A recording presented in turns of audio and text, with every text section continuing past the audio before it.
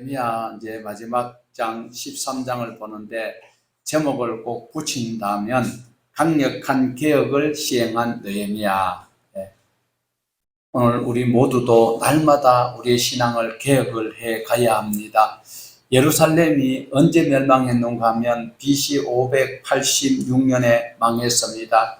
동시에 바벨론으로 포로로 끌려가게 되었던 그들이 70년 동안 거기에 머물고 있을 때 하나님께서 때가 될 때에 그들을 1차, 2차, 3차 다시 고국으로 돌아올 수 있는 포로 귀환자들을 허락하여 그들이 돌아왔습니다. 돌아왔던 그들은 먼저 불타버렸던 성전을 재건하고 그 다음에 유다의 총독 느헤미야가 와서 성벽을 52일 만에 완공하는 것을 우리가 지금 긴 시간 느헤미야서를 통하여서 살펴보았습니다. 이것은 전적으로 하나님의 은혜였습니다. 모든 백성들이 순종한 결과에 나타났던 열매가 바로 느헤미야서에 나타났던 것입니다.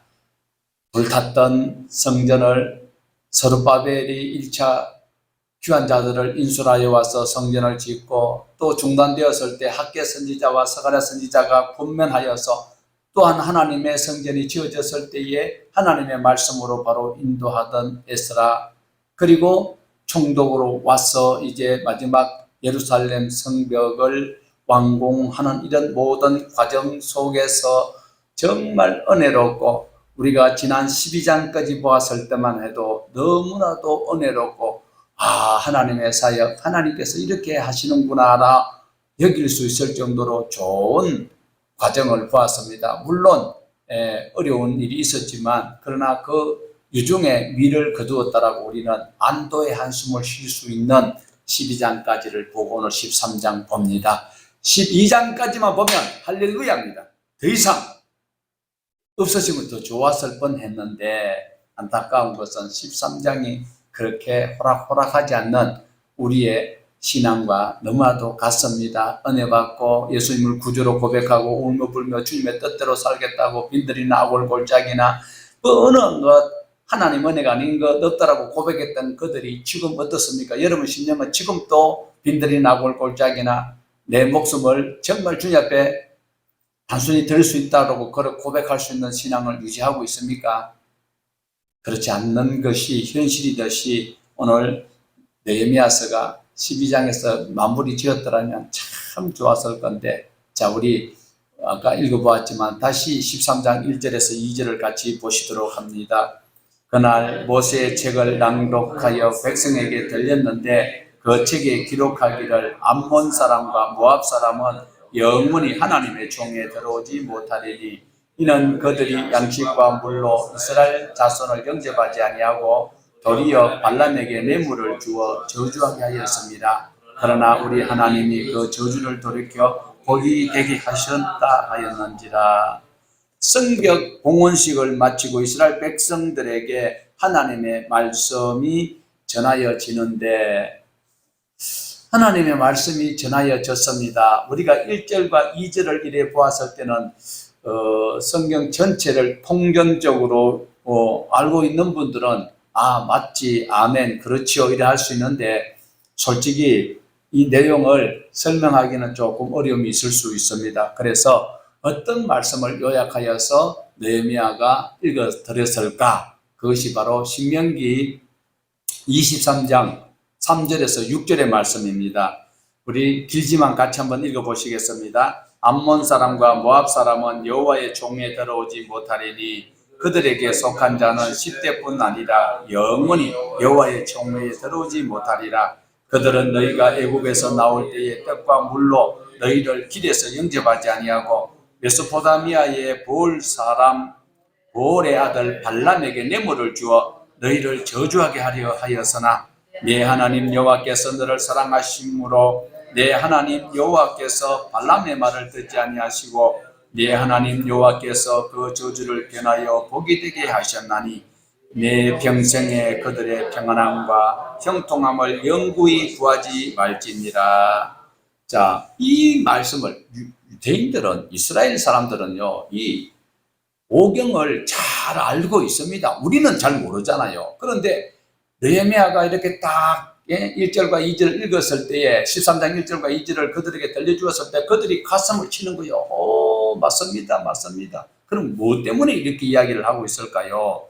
그 백성들이 즉각 반응을 보이는 것이 무엇일까? 우리 13장 3절 다시 보십니다. 보면 백성이 율법을 듣고 곧 섞인 무리를 이스라엘 가운데서 모두 분리하였느니라.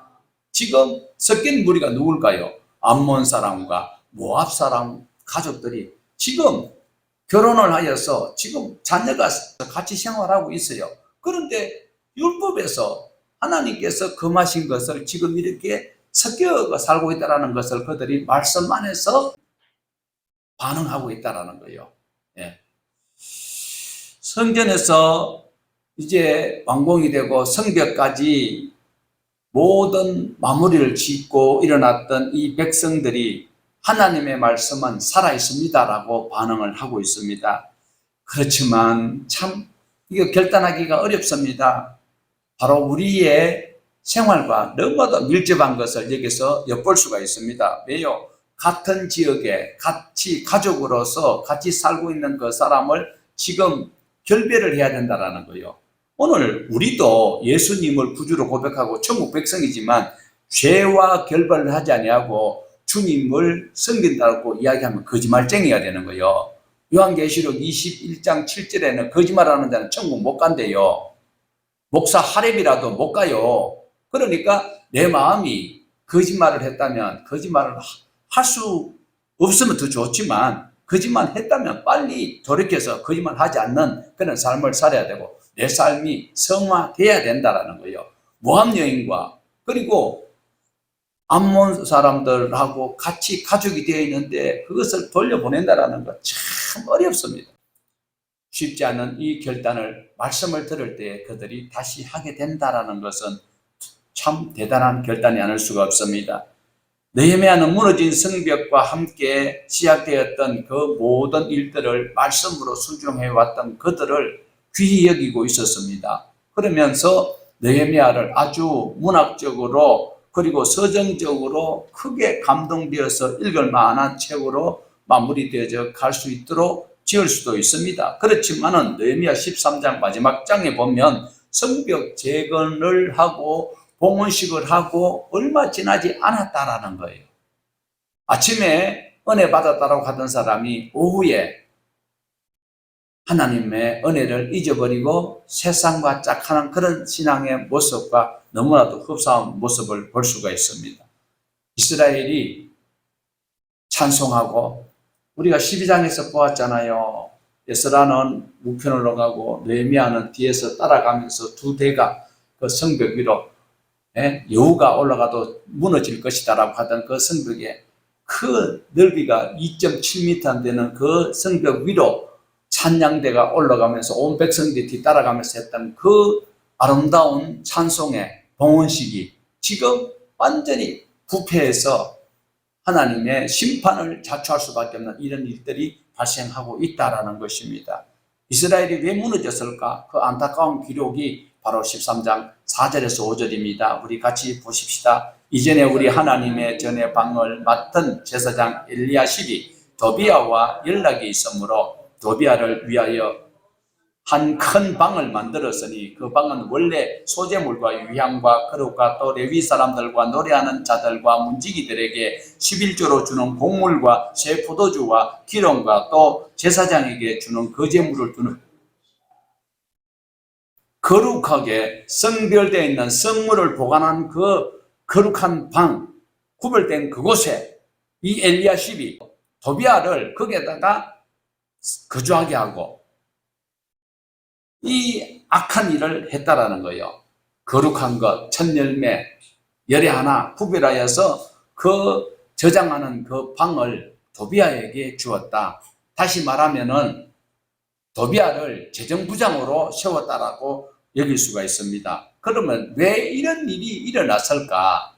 왜 엘리야십이, 대제사장 엘리야십이 도비야에게 재정부장을 세우고 그곳에 같이 성전에서도 가장 물론 지성소가 더 거룩한 곳이고 그거는 함부로 못 들어가는 곳이지만 성물을 드는 곳에 도비아를 머물게 하는 그 원인이 무엇일까? 이유가 어디 있을까? 우리 성경에 기록되어 있는데 6절을 보시면 그 답이 나옵니다. 왜 그런 일이 있었을까? 6절입니다. 그때는 내가 예루살렘에 있지 아니하였느니라. 바벨론 왕 아닥사스다 32년에 내가 왕에게 갔다가 며칠 후에 왕에게 말미를 청하고 그때에 내가 누굽니까? 내가 누구예요? 느헤미야가 이제는 총독으로서 12년의 공무연한을 다 마치고 아닥사스다 왕에게로 갔다라는 거예요. 그 사이에 엘리야십이 도비아에게 이런 일을 했다라는 것입니다. 느헤미야는 페르시아로 돌아갔지만 얼마 있지 아니하다가 다시 돌아옵니다. 이걸 보면 하나님께서는 잠잠히 계시는 것 같은데 하나님의 섭리로 역사하시는 것은 누구도 부인할 수 없고 이런 곳에서 화려하고 크고 뭔가가 듬직하게 느껴지는 이런 은혜를 여러분 못 느꼈다 할지라도 사소한 것 하나에도 하나님께서 나를 감지하고 계시고 나를 감동시켜 주시고 인도해 주시는구나를 느끼는 그에게는 하나님께서 너무 큰 은혜로 우리 천국 백성 되도록 천국의 서기관이 되도록 해주신다는 그런 은혜를 꼭 소유하고 느껴볼 수 있기를 원합니다. 자, 느헤미야가 이제 12년 동안 사역을 하고 돌아가셨어요. 이런 일이 비슷하게 우리 역사서에 보면 또 나와요. 자, 여러분 보세요. 초대 왕이 누구예요? 이스라엘 초대 왕. 사울 왕이잖아요. 사울 왕이 있기 전에 사사시대지요. 사사시대에 사무엘이 태어날 때 사사가 누구예요? 엘리 제사장이잖아요. 엘리 제사장은 너무 너그러운 분이에요. 그러니까 모든 것이 여유롭고 너그럽다 보니까 뚱뚱하게 살이 쪘어요. 살찐 분들 비하하는 말은 아닙니다. 엘리 제사장은 자기 자녀들이 제사장인데도 온갖 나쁜 짓 해도 나무라지 아니었어요. 그러면 제사장이 나쁜 짓 했었을 때에 백성들이 그리고 돈 있는 고관들은 어떻게 해요? 전부 다 뇌물을 주고받고 이러다 보니까 자유롭게 다 살 수 있는 그런 시대가 되었는데 세상에 사무엘이 딱 사사가 되니까 이제는 원칙대로 하니까 어떻게 해요? 모든 것이 원칙으로 하려고 하니까 마음대로 쓰던 기득권자들이 굉장히 불평불만을 가지고 사사 사무엘에게 하나님께서는 너무 기뻐하시는데 백성들은 힘들다라는 거예요. 말씀대로 어떻게 사느냐. 오늘날 성도들도 똑같습니다. 성경대로 어떻게 사느냐고 하는 장로를 내가 얼마 전에 만났어요. 성경대로 어떻게 사느냐라고 성경대로 살려고 노력하겠습니다 하는 그게 장로가 돼야 되는 거예요. 성경대로 어떻게 사느냐 그런 사람이 장로가 되면 될까요? 그러니까 말씀대로 살려고 하니까 자기가 부자연스러운 거예요. 힘든 거예요. 배고픈 사람, 가난한 사람, 형제 어려운 사람 도와주고 나눠줘야 되는데 자기도 낚아와서 못하는 거예요.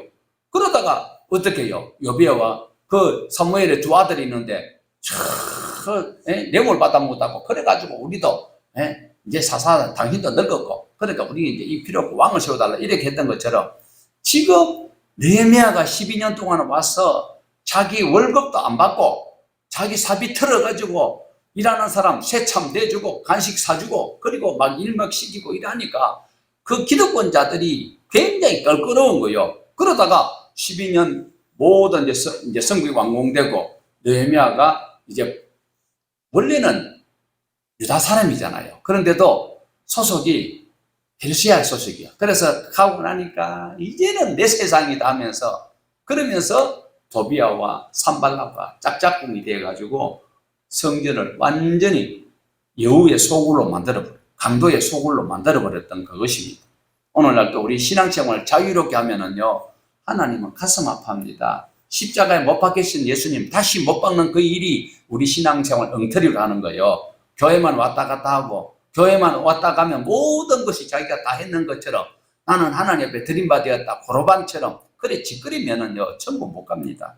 오늘 또 여기 있던 사람들은 기독권자들이 엘리야십이 생활할 때는 지금까지 12년 동안 자기가 월급도 안 받고 그만큼 고생했다가 이제 모든 업무를 끝내고 갔는데 다시는 안 돌아올 것이라고 생각하고 자기네들이 좋은 그런 자기가 좋은 편을 선택하여서 도비아에게 그 성물을 두는 방을 내주고 그리고 틀림없이 그 직분을 맡겼을지도 모릅니다.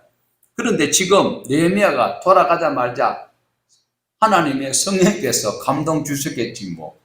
저는 그렇게 믿고 싶어요. 가자마자 길게 잡아봐야 1년이에요. 짧게 잡아도 1년이에요.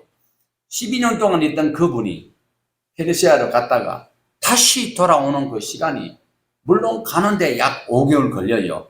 그러면 갔다가 5개월 걸려서 갔다가 그리고 거의 한 달 기간 아니면 2달 왕하고 같이 있다가 다시 재가를 얻어서 돌아왔다면 길면은 1년 조금 넘었을 것이고 짧으면 1년 다시 돌아왔다라는 거예요. 자, 그때에 와보면 대제사장 엘리야십이 이 도비야와 어떻게 이렇게 악한 일을 하게 되었는가. 사마리아 사람이 산발랏이거든요. 그리고 산발랏과 암몬 사람 도비야가 이렇게 성벽 공사할 때도 방해를 여러 번 했는데 이 엘리야십이 어떻게 이런 관계를 맺고 있는가. 오늘날 종교 지도자들 그리고 뭐 교단에 큰 일을 하시는 분들 이런 엘리야십 같은 이런 실수를 하면 하나님께서 가슴 아파하실 것입니다. 암몬 사람 도비아에게 이 백성이 맡기는 하나님 앞에 올려드리는 성물을 저장하는 장소에 방을 내준다라는 이것은 정말 고양이에게 생선을 내어 맡기는 것이지요. 자, 원래 11조와 헌물과 레위 사람과 제사장 생활비로 사용하는 그곳에 도비아가 책임을 맡고 있다는 것은 어불성설이죠. 사도행전 6장 1절에 보면요. 성도의 수가 많아지다 보니까 이 구제하는데 헬라파 과부들이 자꾸 소외되는 거예요. 그럼 이 소리가 어떤 소리일까요? 사도행전 6장에 나타나는 것을 보면 성도가 많아지고 그러면 사랑이 머무는 그 교회 안에서 모두가 차별하고 구별하고 동일한 은혜를 누려야 되는데 세상에 주도권을 누가 쥐고 있어요? 히브리파 사람들이 주도권을 쥐고 있다 보니까 헬라파 유대인들의 과부들이 소외를 당한다라는 거예요. 자, 지금 하나님의 일을 하는 사람들이 누구예요? 레위 사람들입니다. 그런데 도비아가 암몬 사람 도비아가 재정부장을 맡아가 있으니까 이 재정을 균형 있게 분배를 했을 리가 없다라는 거예요. 자, 그러면 제사장들과 레위 사람은 뭐예요? 문지기, 물 떠오는 사람, 그 다음에 그 청소하는 사람, 그 성전에서 일하는 사람들이 레위 사람들이 다 하거든요. 제사장 제외하고. 그러니 그 사람들은 도비아가 너무나도 박대를 하고 학대를 하고 관세를 하고 있는데 그럼 혜택을 누리는 자들은 어떤 자일까? 상식적으로 생각 들지요. 제사장들이나 도비아와 가까운 사람들은 호화호식 하는 거예요. 일제 앞잡이들은 잘 먹고 잘 사는데 모든 우리 백성들은 다 일정 시대 때 다 어려워서 그러니까 유대인들 중에서 뭐 레위 사람들이 먹고 살아야 되잖아요. 그래서 레위 사람들이 다 흩어져 버렸다라는 것입니다. 그리고 종교 지도자들의 탐욕으로 인해서 하나님의 거룩한 성사역이 BC 586년에 불탔던 성전을 다시 재건하고 그리고 성벽을 다시 재건하는 이런 일들을 하나님의 은혜 가운데 믿음의 헌신자들의 희생으로 이루어졌지만은 종교 지도자의 탐욕으로 한순간에 이렇게 이스라엘이 무너져가는 장면을 우리에게 경고를 하고 있습니다. 오늘날 또 은혜로웠던 큰 교회들이 마지막에 참 안 좋은 모습들이 매스컴을 통해서도 들려지는 것은 가슴이 아픈 일입니다. 하지만 이렇게 도비아가 온갖 짓을 하고 또 엘리야십이 이렇게 결탁하고 있는 타락된 그 시대에 하나님께서 가만히 계시는 것이 아니라 정말 아까도 우리가 보았지만은 하나님께서 느헤미야를 다시 복귀시키는 이 장면 볼 수가 있습니다. 페르시아로 갔던 느헤미야가 왕에게 재가를 얻어서 다시 돌아왔다. 돌아와서 보니까 엘리야십의 행동을 보고 화를 참지 못합니다. 자, 우리 10절을 한번 보십시다. 10절. 내가 또 알아본즉 레위 사람들이 받을 몫을 주지 아니하였으므로 그 직무를 수행 레위 사람들과 노래하는 자들 각기 자기 밭으로 도망하였기로. 레위 사람들이 왜 도망하였습니까? 자기 받을 몫을 받지 못하고 일을 시키고 돈을 안 주면, 그래서 제사장들은 자기 배만 불리고 레위 사람들을 돌보지 않고, 그러니 레위인들이 먹고 살 길이 없어서 자기 밭으로 삶의 현장으로 택배 그리고 대리 운전도 하고 막 이렇게 이제 다 흩어져 버렸다라는 것입니다. 느헤미야는 하나님의 성전을 바르게 관리하지 못한 이 자들을 대단히 호통을 치십니다. 13절 보십시다. 내가 제사장 셀라마와 서기관 사독과 레위 사람 버다야를 창고지기로 삼고 마따냐의 손자 사꿀의 아들 하란을 부검으로 삼았나니 이는 그들이 충직한 자로 인정됩니다. 그 직분은 형제들에게 분배하는 일이었느니라. 지금 못 믿겠는 거예요. 이 사람들이 도비하고 엘리야십하고 해놨던 그것이. 그래서 완전 인사의 이동을 완전히 바꿔버리는 거예요. 예? 그들을 아주 꾸짖고 새롭게 일꾼들을 세웠다. 충직한 자들을 세웠다라는 거예요. 느헤미야가 12년 동안 있었어요. 12년 동안 있으면서 일하는 거, 사람은요 이렇게 보면 다 알아요. 신앙생활도 그냥 나이롱으로 하는지 플라스틱으로 하는지 참으로 하는지 다 알아요. 저분이 정말 구원 얻을 만한 믿음을 소유하고 있는가, 참 살아있는 하나님의 말씀을 인정하는가, 이제 보면 알아요. 자기는 뭐 거룩한 척하고 과거를 덜먹이면 온갖 양념을 치고 MSG를 치지만 알아. 예. 그때에 여기서 우리 눈여겨봐야 되는 것이요, 느헤미야가 기도를 이렇게 합니다. 하나님, 내가 이 일을 했습니다. 내가 행한 선한 일을 기억해 주옵소서라고 기도합니다. 내가 이런 일을 했습니다. 어떤 일을 했어요? 자, 우리 25절을 미리 가불해서 한번 읽어보십시다. 25절 시작. 내가 그들을 책망하고 저주하며 그들의 중 몇 사람을 때리고 그들의 머리털을 뽑고 이르되 너희는 너희 딸을 그들의 아들들에게 주지 말고 너희 아들이나 너희를 위하여 그들의 딸을 데려오지 아니하겠다고 하나님을 가르쳐 맹세하라고. 그러니까 하나님의 말씀을 제대로 이행을 안 하니까 느헤미야가 지난번에 왔을 때 총독 자격으로 왔어요. 머리털을 뽑을 정도로 하나님의 말씀을 안 들으면요, 교회에서도 그래야 돼요. 요즘 인권 하는데 학생 인권만 있다 보니 선생 인권은 개권이 돼가지고 지금 얼마나 안타까운 일이 생깁니까? 교회에서는 하나님의 말씀이 우선이 돼야 되는 거예요. 말씀대로 살아야 돼요. 말씀을 바로 이렇다 하고 선포하는데 그 말씀이 싫다고 다 떠나가는 사람, 그 말씀을 바로 정한 사람의 잘못입니까? 하나님의 말씀이 이렇다 하고 말씀을 정하는 느헤미야처럼 우리는 그들의 머리털이라도 뽑아야 되는 거예요. 그래서라도 생명 구원해야 되는 거예요. 자, 이렇게 느헤미야가 바로 하나님의 말씀대로 살지 않는 것을 바로 말씀대로 살자라고 이방인하고 통혼하고 있는 이런 것을 다 정리정돈하고 하나님, 내가 이렇게 했으니까 내게 복을 주옵소서 하는 거예요. 오늘날 성도들은 어때요? 일도 안 하고 하나님 앞에 달라고 기도하잖아요. 솔직히 여기 계신 분들 하나님 앞에 말씀대로 살면서 말씀을 부여잡고 느헤미야처럼 이런 선행을 행하면서 내가 이 일을 했으니까 하나님 내게 복을 주옵소서 이렇게 기도했나요? 그냥 공짜로 막 하나님 앞에 막 떼쓰면 구하라, 찾아라, 두드리라, 그리고 무엇인지 원하는 대로 받은 줄로 믿으라, 그 아멘하고 여러분 그거 편성하는 거 아닌가? 안 그래요? 무조건 구하는 거 없어요? 느헤미야처럼 이렇게 잘못된 것을 개혁하고 하나님, 내가 개혁하는데 아픔이 있었는데 이런 일을 했으니까 내게 복을 주옵소서 이렇게 기도를 해야 되는 거예요. 무조건 구하라, 찾아라, 보좌로 움직이는 기도, 귀신 신하라 까먹는 소리 하지 말고 하나님의 말씀을 우리가 바로 알고 바로 준행하면 하나님은 우리 중심을 보시는 하나님이시다라는 걸 꼭 기억을 해야 됩니다. 자, 일도 하지도 아니하고 하나님 보시기에 선한 일도 행하지도 아니하고 기도만 하는 이런 잘못된 종교가 우리 지금 변형되어가는 한국 기독교의 한 모습이기도 하다라는 거예요. 개선돼야 됩니다. 개혁해야 합니다. 느헤미야가요, 내가 이런 일을 보고 나는 이제 하나님 일하기 싫습니다. 내가 12년 동안 내 삶이 들어가지고 내가 모든 그 호화호시 갈 수 있는 그런 분위기를 다 버리고 주님 일리 했는데 이런 결과가 나오니까 난 싫어요. 나 이제 아이고 하나님 이제 무슨 소리 해도 싫어요.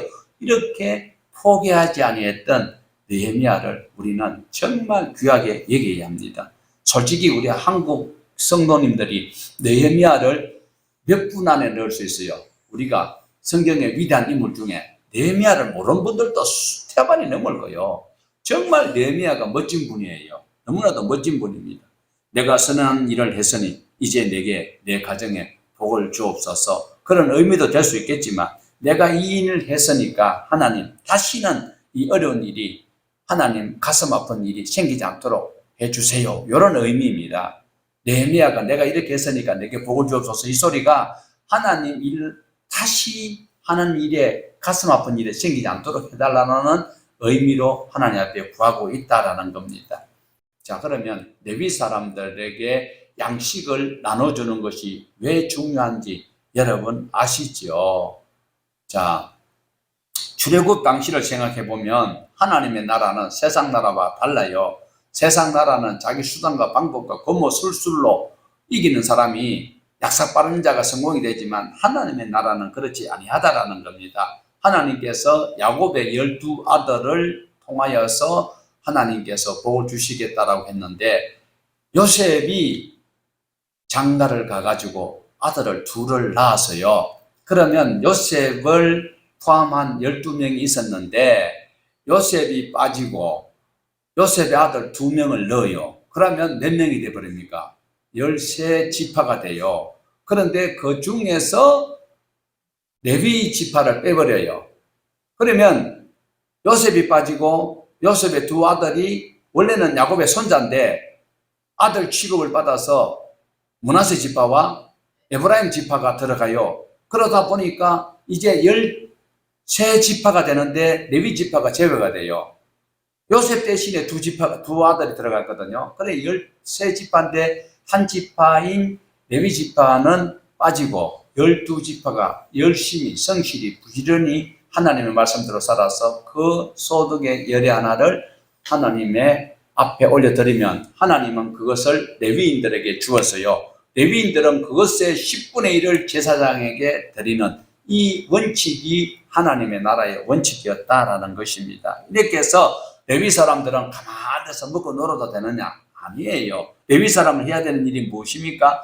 12지파가 흩어져 있던 48개 성읍을 다니면서 하나님의 말씀을 바로 가르치고 그리고 제사를 집례하고 백성들에게 하나님의 사람은 이렇게 살아야 된다는 것을 실천을 하면서 선행하는 이 모습대로 살아가는 그 삶을 사는 자들이 레위 사람들이었습니다. 말과 행동으로 그리고 가르치는 그 일을 열심히 했던 분들이 레위 사람이고 그리고 교회 안에서 일하는 그 사람들이 레위 사람들이었습니다. 자, 이렇게 12지파와 레위 지파가 각각 자기 자리에서 자기 일을 성실히 해나갈 때에는 하나님의 나라가 확장되어져 나간다라는 것이죠. 그런데 지금 레위 지파 중에서도 제사장 가문이 탐욕 때문에 망하는 것이 우리가 보았던 역사서에 많이 나오고 있습니다. 지금 느헤미야가 이 사실을 알고 어떻게 한다고요? 바로 개혁을 실행하고 있습니다. 아까 우리 25절 보았지만 15절부터 이제 실제 상황을 쭉 연출하고 있습니다. 안식일에 이방 사람들과 장사하는 것을 중단시키고 뿐만 아니라 이방 사람을 아내로 삼았던 사람들을 책망하고 정리하는 장면이 쭉 나오고 있습니다. 자, 그러면 25절에 머리 트럭 뽑히고 막 이랬던 사람들도 있었지만 28절에 이 일에 누가 앞장서는가? 28절을 우리 같이 보십시다. 대제사장 엘리야십의 손자 요야다의 아들 하나가 호론 사람 산발랏의 사위가 되었으므로 내가 쫓아내어 나를 떠나게 하였느니라. 엘리야십의 손자 요야다의 아들 누군가가 산발랏과 사돈을 맺었고 산발랏의 사위가 되었다. 자, 이렇게 해서 도비아도 암몬 사람이고 사마리아 사람인 이 산발랏이 두 암몬 사람하고 짝짝꿍되어서 성벽을 재건할 때에 사사건건히 시비 걸고 방해하던 그들이었다라는 거죠. 그래서 그들이 도와주지도 않고, 지금도 마찬가지입니다. 교회에 무슨 일 합시다 하면요, 해야지 하고 두 팔 뻗고 참석할 것 같아요? 아닙니다. 이 핑계 저 핑계 대고. 우리가 보았잖아요. 아이고, 아직까지 하나님 함께 하시지 않는 거 보니까 하나님의 때가 아닌가 보다. 그러면서 교회 지으려고 그 모든 재료를 갖다 놨던 것을 저거 집 다 지었잖아. 그래, 학계 선지자가 화를 내면서 책망하였던 것. 꼭 구실을 대고 핑계를 대는 거예요. 하나님의 일 다 함께 하지 않는다라는 겁니다. 그래서 느헤미야는 자기 안위만 생각한다면 굳이 다시 올 필요도 없고, 페르시아에 있으면 화호식하고 편안하게 삽니다. 그런데 하나님께서 기뻐하실 일이 무엇일까를 생각하다 보니까 자기는 자기의 그 모든 것을 배설물처럼 버리고 고국으로 다시 돌아왔던 느헤미야. 자, 30절에서 31절입니다. 내가 이와 같이 그들에게 그들을 깨끗하게 하고 또 제사장과 레위 사람의 반열을 세워 각각 자기의 일을 맡게 하고 또 정한 기한에 나무와 처음 익은 것을 드리게 하여 싸우니 내 하나님이여 나를 기억하사 복을 주옵소서. 하나님이여 내가 다시 하나님 나라 이스라엘을 이스라엘 댁에 세울 수 있도록 하나님 복을 주옵소서. 이 소리입니다. 내가 페르시아에 있는 것보다 더 화호식할 수 있도록 내게 복을 주옵소서. 이렇게 기도한 것이 아니고 하나님의 나라가 세워지는데 이런 아픔이 있습니다. 하나님, 이 하나님의 집이 설 수 있도록 하나님 나를 좀 도와주세요. 이게 그리스도인들의 마음입니다. 하나님의 말씀 안에서 순교자가 돼야 돼요. 정인이 돼야 되는 거예요. 정인이 순교자예요. 이 백성이 하나님의 나라를 온전히 이어갈 수 있는 기둥들 되게 하옵소서. 이렇게 느헤미야가 기도하고 있습니다. 그렇지만 느헤미야가 바라는 대로 될까요? 하나님, 우리 성삼위 하나님께서도 바라는 대로 안 되고 있어요. 창세기 1장 1절부터 우리가 창세기 보면 보시기에 좋았더라 어떤 사람은 궁창 보고 안 좋았더라, 그런 쓸데없는 소리 하지 말고 하나님께서 좋았다라고 했던 그 인간을 만들어놨던 것이 짝짝꿍이 되고 하나님을 속썩이게 하는데 하나님도 마음대로 원하는 대로 안 되는데, 느헤미야가 이렇게 하나님의 나라를 위해서 기도하고 있을 때 원하는 대로 되었을까? 잘 안 된다라는 겁니다. 느헤미야서로 보면 잘 몰라요. 다음에 말라기 보면 알잖아요. 말라기서에 보면 안 돼요. 하나님 언제 우리 사랑했습니까? 결국은 믿는 사람이 없고, 그럼 누가 와야 될까요? 예수님이 오셔야 되는데, 예수님이 오셔서 십자가에서 다 이루었다라고 말씀하셨는데 2000년이 지난 이 시간까지도 성령 하나님이 우리와 함께 하심에도 불구하고 교회들이 쇠퇴하고 말씀 바로 전가지 못하고 비겁하게 교회에서 성도들의 잘못한 것을 지적도 못하는, 짓지 못하는 벙어리 같은 목사들이 한국 교회를 붙들고 있으니까 교회가 개독교 소리 들을 수밖에 없는 거예요. 하나님의 말씀이 이렇다고 사채놀이하고 불륜관계 있는 거 청산하고 이혼해놔놓고 이 사람하고 다시 결혼해가지고 그 교회 안에서 헌신봉사한다고 찬양대 쓰고 찬양봉사 운행한다고 하나님께서 복을 주시는 게 아니고, 이런 말씀을 바로 증거를 해야 되는 짓지 못하는 목회자들이 정말 안타깝지 아니할 수 없습니다. 하나님의 나라 세우는 것 여간 힘든 일 아닙니다. 느헤미야는 뚝심을 가지고 지금 실행되는 일이 어려움이 있더라도 이것을 해야 되겠다라는 평정심을 가지고, 물론 막 화가 나가지고 머리카락을 뽑고 했지만 그러나 뚝심을 가지고 평정심을 가지고 다시 정리정돈하는 이런 과정을 볼 수가 있습니다. 사랑하는 성도 여러분, 우리가 신앙생활 할 때에 내가 원치 않는 일이 일어났을 때에 하나님을 원망하지 마세요. 환경을 탓하지 마시고 이 흘러가는 과정이라고 하나님 앞에 기도하면서 내가 신앙으로 흔들리지 않고 있는 이것에 하나님 나를 보시고 복을 주옵소서라고 느헤미야 기도를 우리가 전복하면서 기도할 수 있어야 된다라는 겁니다. 하나님께서 나를 통하여서 하나님의 나라를 세우시려고 하고 계신다라는 거 꼭 기억을 하여야 합니다. 내가 자리를 비우면 그 자리에 누가 차지하겠느냐는 도비아가 오게 되어 있다라는, 내내가 있었더라면 도비아가 못 와요. 오늘 내 마음에 도비아를 초청할 수 있는 그런 기회를 주어서는 안 된다라는 것입니다. 내가 할 수 있는 일과 하나님이 할 수 있는 일은 분명히 다르다라는 지혜를 구하여야 돼요. 내가 하나님 앞에 기도하기 때문에 하나님께서 다 하시고 나는 팔짱 끼고 내 쉬어도 된다라? 아니에요. 내가 할 일은 내가 해야 되고 하나님 하실 일은 하나님 하신다. 이런 지혜로운 하나님의 말씀을, 균형 있는 성경을 우리가 알아야 된다. 그냥 몇 절, 몇 구절 그걸 가지고는 우리가 악마를 이길 수 없습니다. 하나님께서 오늘 또 원치 않는 일들이 우리 성도들의 가정에 교회에 일어난다 할지라도 하나님께서 포기하지 않는 그 신앙을 다른 사람들에게 보여주라라는 거예요. 이 땅에 모두가 구원 얻는 것이 하나님의 마음이지만 구원 얻는 사람은 힘이 적어요.